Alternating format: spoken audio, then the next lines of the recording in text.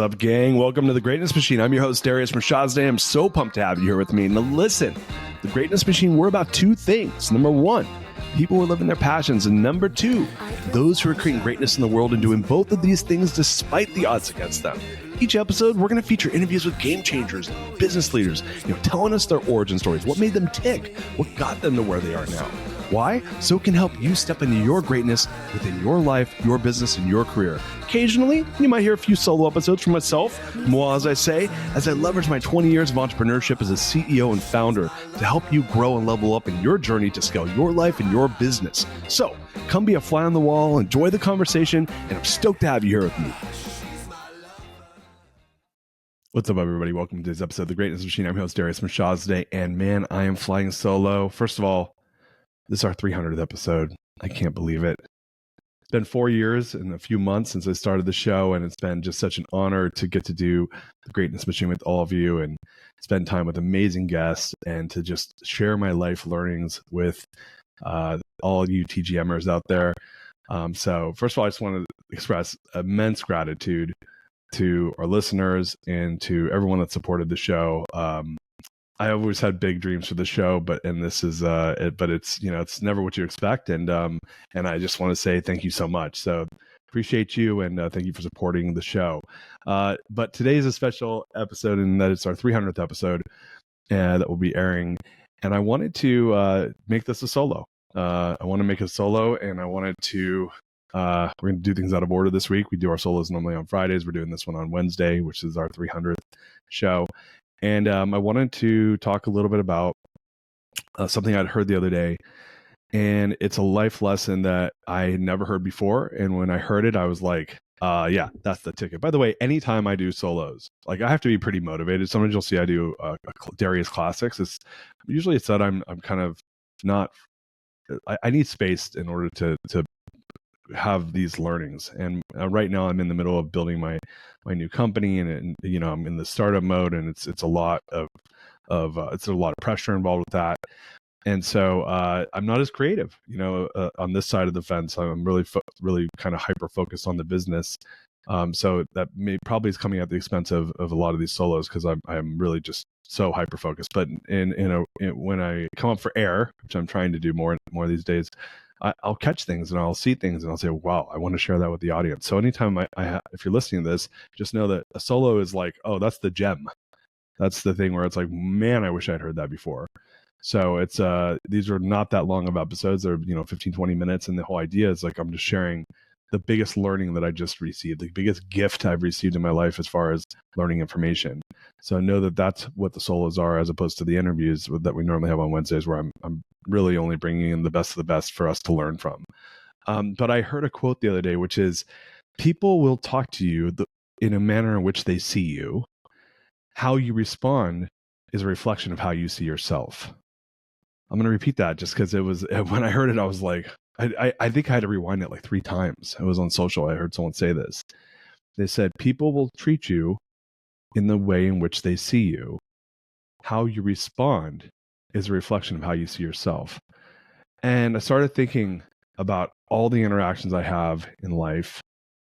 And this comes up a lot in, your partnerships, whether it's business or personal partnerships. Like, how's the person closest to you? How do they speak to you? And I started thinking, like, if the president of the United States walked in the room, you probably wouldn't talk shit to them. And maybe you would, but depending on who the president is. But at a minimum, you'd have some deference because of the position they hold, because of who they are, their standing in the world. You can see this, and just think of the people who you most likely want to meet. You probably wouldn't treat them the way you treat the people you love the most, because there's a certain level of separation, number one. So you don't know them well enough where you're going to be your true self. More than likely, some of you might be different, but there's status there. There's a power dynamic at work, and we're going to behave according to these social norms around power dynamics, around, how we want to be seen by that person. What is their status in, culture and life compared to ours, or at least our perceived status differences. And so a lot of times this manifests itself in the relationships we have. How are people treating you? And it's a really good observation, because if they're treating you in a way that's not great, that's a reflection of how they see you, and we can't control that. You can somewhat. You can give them new inputs and see if they respond differently to those inputs. But I thought it was a really interesting perspective. And what I realized for myself is that when I'm in a world where people are not treating me with respect or ignoring me or not appreciating me, it's offensive to me. And I was told recently by someone that my one of my underbellies is that is around how I'm perceived from a power perspective. And I don't like to be seen as powerless. And I thought back to that. I was like, wow, that's true. Like anytime I've ever had that feeling, there's a feeling of rage that comes up. My ego kicks in. It's like, no, they're going to see you. You're going to make them see you. And sometimes to my detriment, where I've reacted really poorly in some circumstances around, how I perceive someone's seeing me. So my natural inclination is, how do I react to that? And so again, how do we react is a reflection of how we see ourselves. And so sometimes we may not react in our best way, but I want us to start to take stock of, like, how am I reacting when people are maybe not approaching me in a way that I like? Am I coming at them from curiosity? Am I coming at them from a perspective of respectful disagreement? Or am I coming at them and attacking them, persecuting them because they don't see me the way I want them to see me? By the way, just to be clear here, you cannot force people to see you in any way. I could tell you better see me this way. And if their mind, they're like, yep, nope, you're a loser. That's not happening, So there was the Simon Sinek TED Talk where he starts talking about how we make decisions, and the part of our brain that controls decision making is different than the part of our brain in which we are cognitive. So, and I may have used the wrong word there, but our prefrontal cortex is where we think. This is our monkey brain. But the part of the brain that controls decision making is our reptilian brain. It's our old brain. And that part of the brain has no capacity for language. So you're not going to change the way someone thinks about you by telling them that they need to see you differently. It's going to be the subtle actions, the reactions, how your posture, your confidence, a lot of these emotions that you wear, that they're going to see how you absorb their information. Are you quick to be angered? Because then they'll say this person's reactive. Or are you quick to be curious? Are you quick to force yourself on them? Or are you quick to, as far as like how they should see you or how they should act towards you? Or are you someone that just always has boundaries and you are corrective in a respectful way? Because that will be perceived as confidence.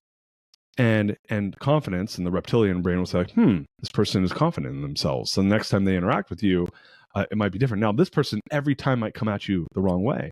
And then you have a choice. Do I really want to interact with this person? Because they might not be great for you over the long run.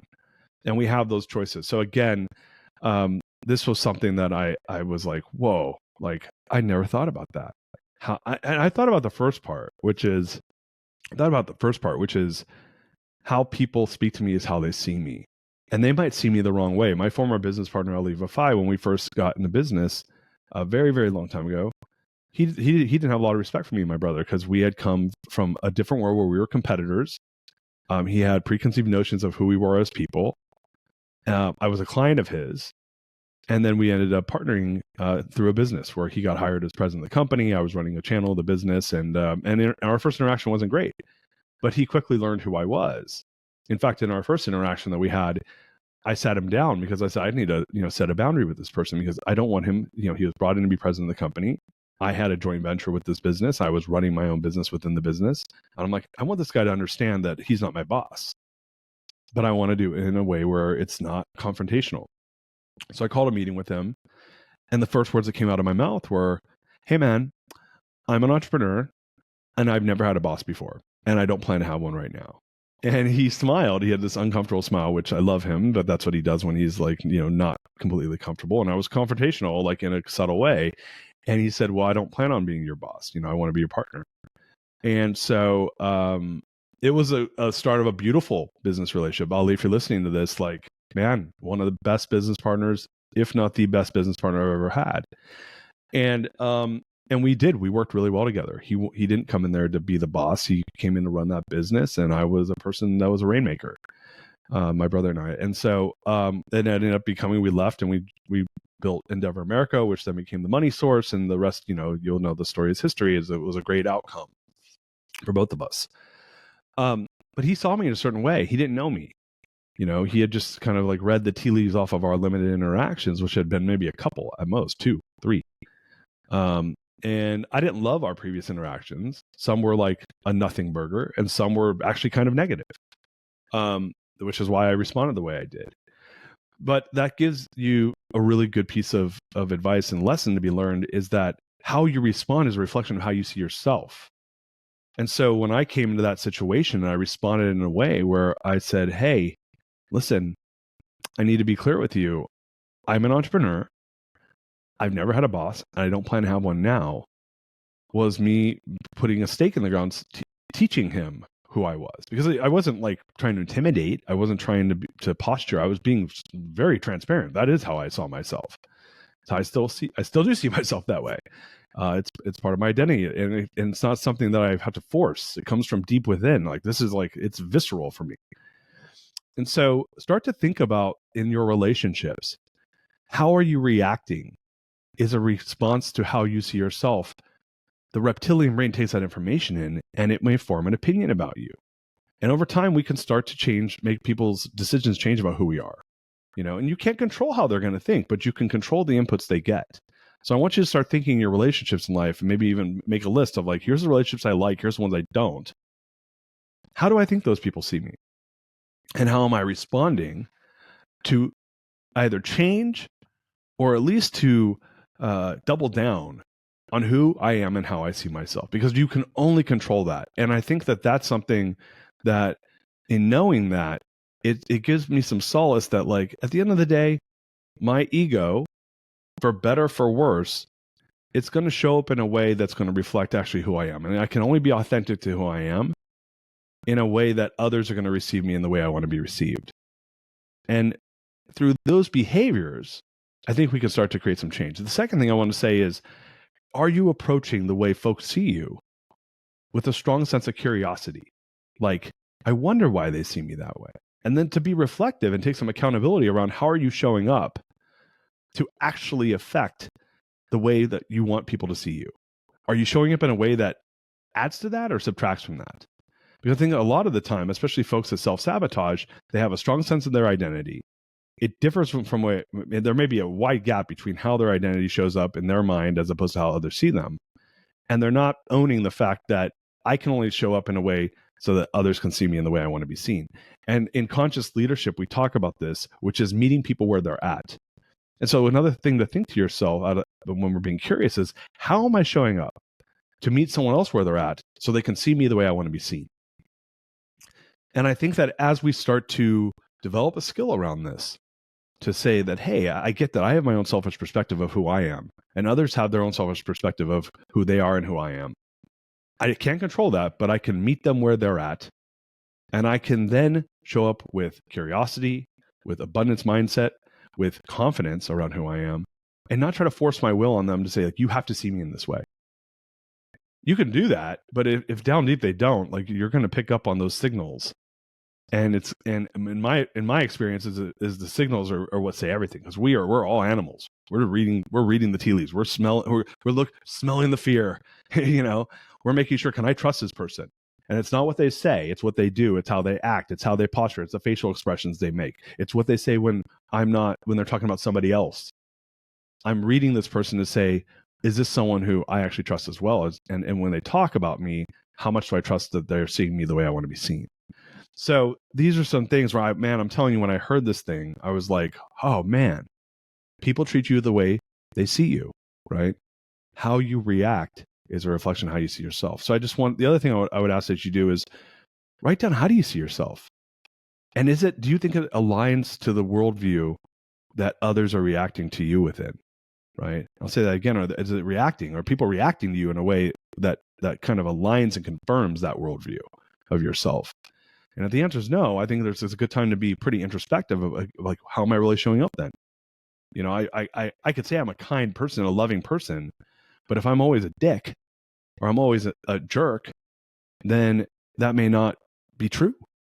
By the way, we're all flawed humans. So it's not to say that we're going to all be perfect all the time. The odds are we're not going to be perfect all the time.